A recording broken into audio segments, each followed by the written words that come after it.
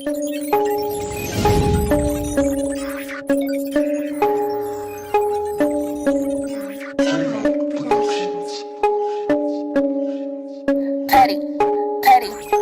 these bitches is petty.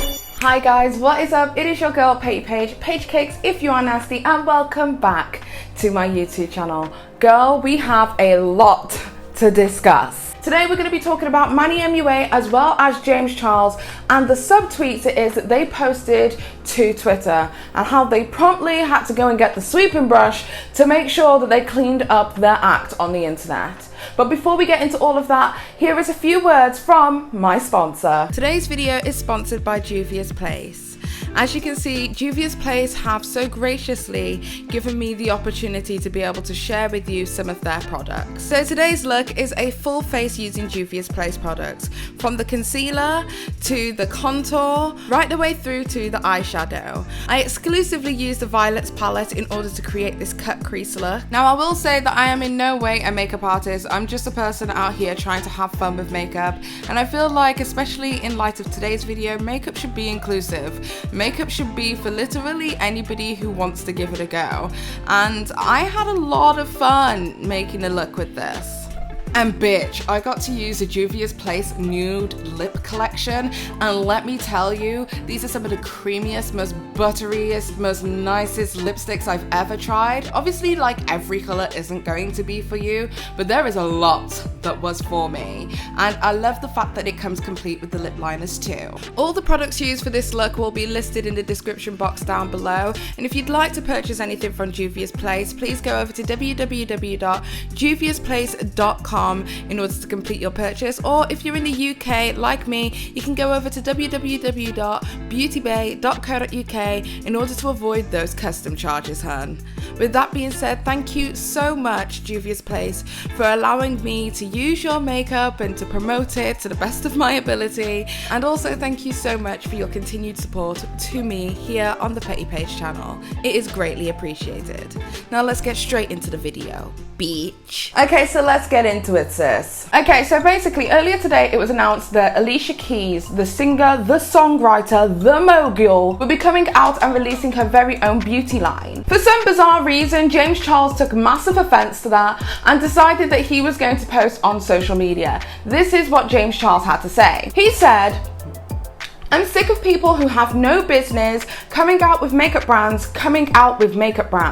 That subtweet was then subsequently deleted. I managed to get my hands on it, and then shortly after he made another tweet basically saying the same thing and trying to clarify his words. A lot of people picked up that it was Alicia Keys that he was talking about, purely because it was only announced today that Alicia Keys would be coming out with her own beauty line. Literally around the same freaking time frame, Manny MUA posted an extremely similar post to his social media. This is what Manny MUA had to say. He said, "Does anyone else get slightly irritated when celebs come out with entire makeup lines, especially when those celebs don't even wear makeup? Like, girl." So after these two tweets come in at approximately the same time, everybody pretty much got the gist that it was definitely Alicia Keys that they were speaking about. Well, they ended up looking really stupid with egg on their face when it was actually found out that Alicia Keys, although she said she was coming out with a beauty line, never actually indicated what kind of beauty it was, because it subsequently came out that Alicia Keys was actually in fact coming out with their skincare line,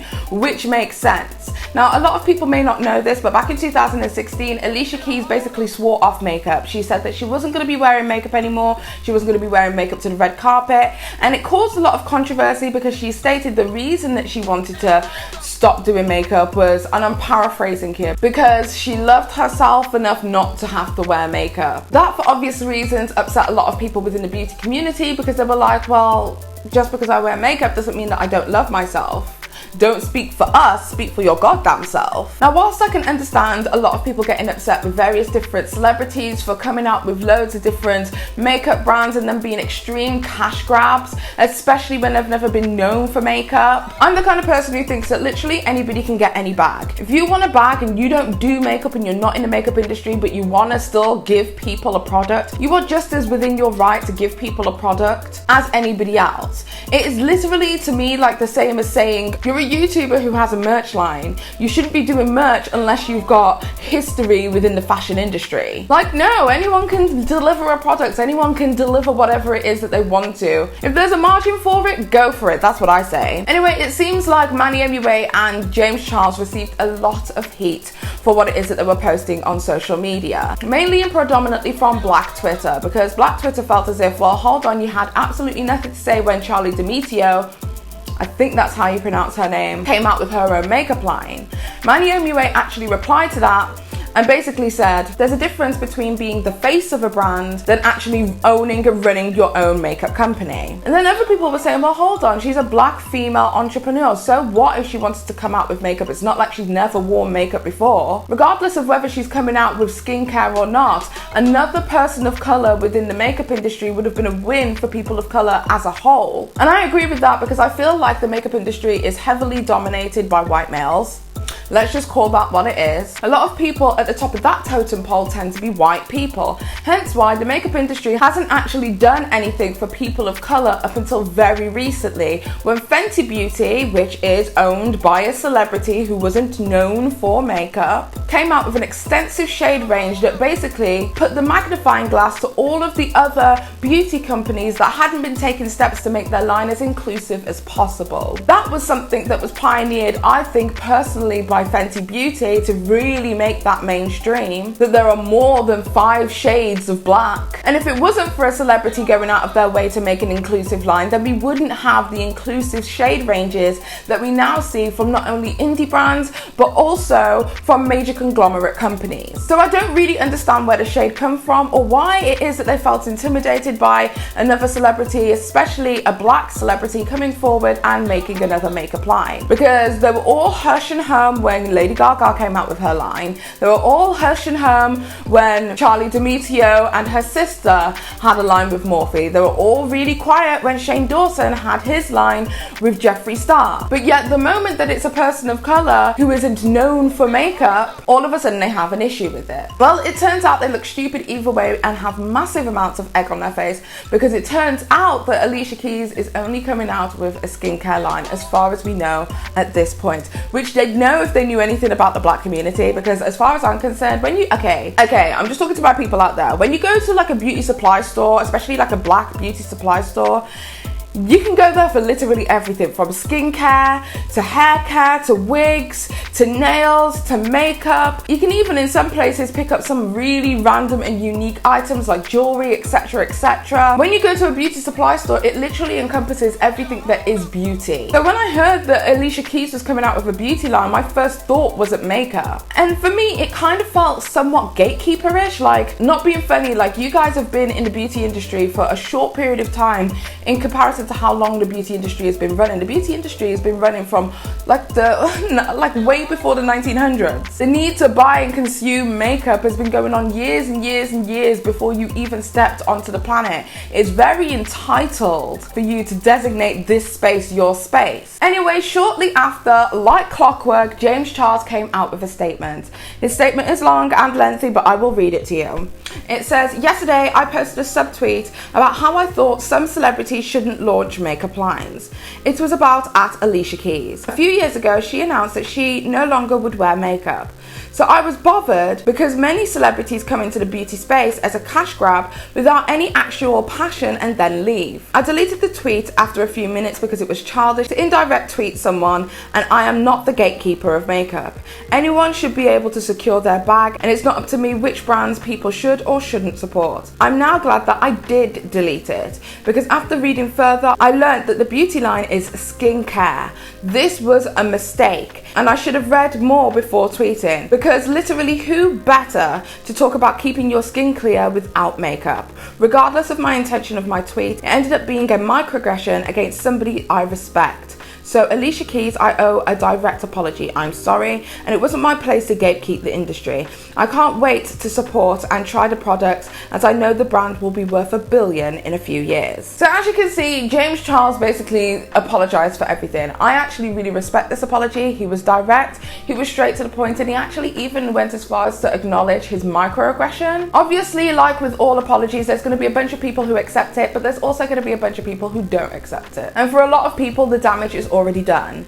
But then literally straight after, we are talking like less than an hour later, Manny MUA comes out with his own apology. And this is what Manny MUA had to say. Hey guys, so yesterday I tweeted that I get slightly irritated when large celebs create cosmetics lines when they don't wear tons of makeup, because I saw the news that Alicia Keys is releasing a beauty line. I only tweeted because I know that she stopped wearing makeup years ago. I should have researched more to discover that she's working with e.l.f. Cosmetics to develop skincare. I got defensive of the beauty community because so many celebrities come out with cosmetic lines as a cash grab. But I shouldn't have jumped the gun. And regardless, I know that I am not the be-all end-all voice of makeup.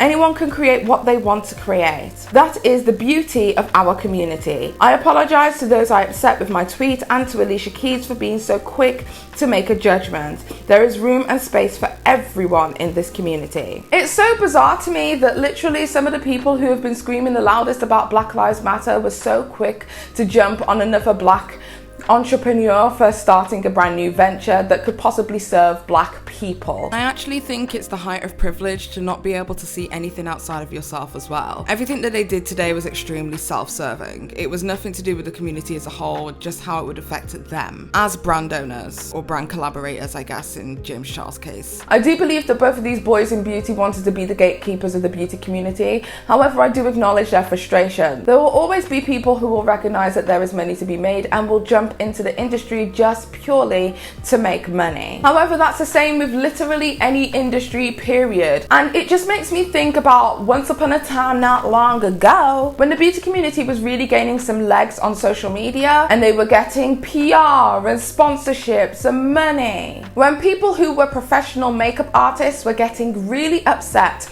by the notion that they had been doing this work, something that they are extremely passionate about, something that they are qualified in for several years, yet influencers can come in with little to no experience and gain double if not triple the amount of accolade with little to no makeup experience, just being able to take a really good picture and use Facetune for the gods. And a lot of people, when this was going on, especially with a lot of professional MUAs who had an issue with this, people were going to the influencers' defense saying that they had every right to get in their bag as anybody else, and that pro MUAs weren't the gatekeepers of the beauty industry. Because people forget, at the beginning of YouTube beauty, a lot of the people who were joining to become influencers were calling themselves pro MUAs, and some of them weren't even pro MUAs. Anyway, the point is that literally anybody can get into their bag. And for me personally, when it comes to people like Alicia Keys or Fenty Beauty coming into the beauty sphere in order to represent black women, it's important. And I feel like both of these apologies only came because they found out that it was in fact a skincare line.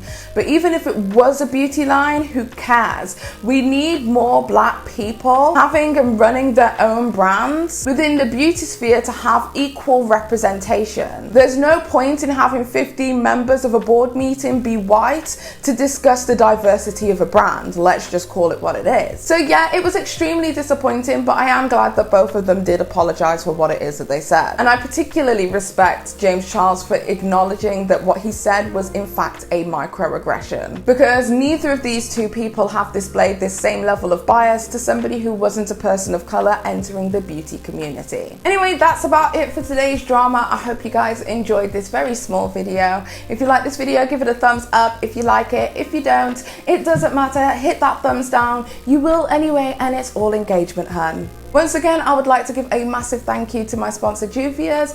Do not forget to hit the subscribe button with the notification bell. And until next time, guys, it's been Paige.